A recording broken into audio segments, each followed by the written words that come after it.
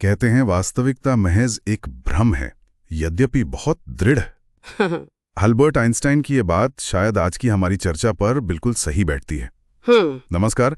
आज हम एक ऐसी अंतर्राष्ट्रीय घटना को देख रहे हैं जहां सच शायद थोड़ा धुंधला है।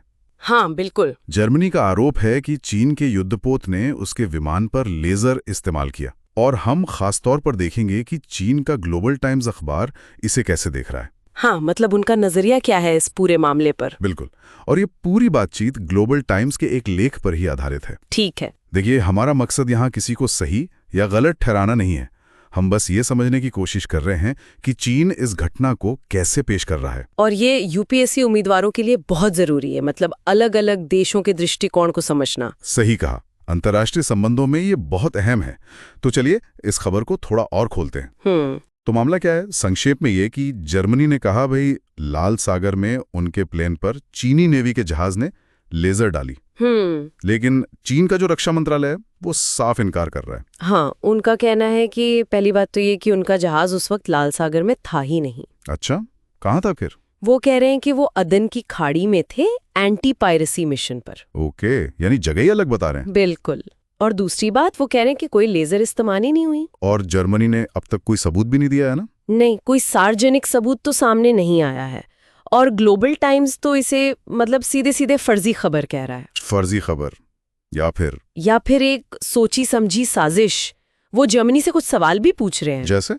जैसे कि भाई ये कहानी में जगह क्यों बदल गई अचानक? अदन की खाड़ी का जहाज लाल सागर में ये कैसे हुआ? वाजिब सवाल है। और दूसरा कि जर्मन प्लेन जिसका काम तो हुती मिसाइलों पर नजर रखना था, वो चीनी जहाज के इतने पास कर क्या रहा था? अच्छा, ये भी एक पॉइंट है। और क्या जर्मनी ने चीन से पहले बात की, सच जानने की कोशिश की, या सीधे आरोप लगा दिया? मतलब बातचीत का रास्ता नहीं अपनाया। हाँ, और आखिर में वो पूछते हैं कि क्या ऐसे विवादों से समुद्री सुरक्षा बेहतर होती है? ग्लोबल टाइम्स का कहना है कि इस एक घटना ने, चाहे वो गलती हो या जानबूझकर, चीन और जर्मनी के बीच जो भरोसा था उसको चोट पहुंचाई है। ये जानना भी जरूरी है कि चीन अदन की खाड़ी में नया नहीं है, काफी वक्त से। हाँ बिल्कुल, 2008 से, यानी लगभग 17 साल हो गए उनका एंटी पायरेसी मिशन चल रहा है। और ग्लोबल टाइम्स के मुताबिक उन्होंने करीब 7300 जहाजों को सुरक्षित निकलने में मदद भी की है। तो वो इस पृष्ठभूमि को सामने रखकर ये कह रहे हैं कि भाई हम तो जिम्मेदार भूमिका निभा रहे हैं, ये आरोप हम पर फिट नहीं बैठता। हाँ, एक तरह से विरोधाभास दिखा रहे हैं। और अगर हम इसे थोड़ा और बड़े परिप्रेक्ष्य में देखें, तो ग्लोबल टाइम्स इसे उसी पुरानी कहानी का हिस्सा बताता है जिसे वो चीन का खतरा नैरेटिव कहते हैं। अच्छा, चाइना थ्रेट थ्योरी। बिल्कुल।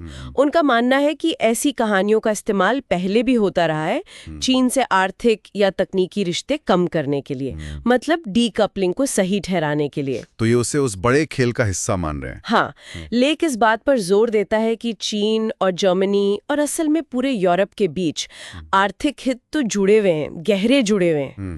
तो जरूरत टकराव की नहीं बल्कि बातचीत की। और वो यूरोप को कुछ सलाह भी दे रहे हैं शायद। हाँ, चीन के वाणिज्य मंत्रालय की हालिया सलाह का जिक्र है लेख में कि भाई कम नुक्ताचीनी करो, ज्यादा बातचीत करो, कम संरक्षणवाद, ज्यादा खुलापन। एक तरह से इशारा है कि जर्मनी को भी इसी रास्ते पर चलना चाहिए। शायद यही कहना चाह रहे हैं। मुख्य बातें क्या हैं? पहली बात तो ये कि जर्मनी के आरोप का जोरदार खंडन, वो मानते नहीं कि ऐसा कुछ हुआ। ठीक है। दूसरी, जर्मनी से कई सवाल जो उसकी नीयत पर शक पैदा करते हैं कि भाई आप वहां कर क्या रहे थे, आपने पूछा क्यों नहीं। और तीसरी, एक अपील कि समुद्री सुरक्षा जैसे जो साझा हित वाले मुद्दे हैं उन पर लड़ने के बजाय मिलकर काम करना चाहिए। सही है।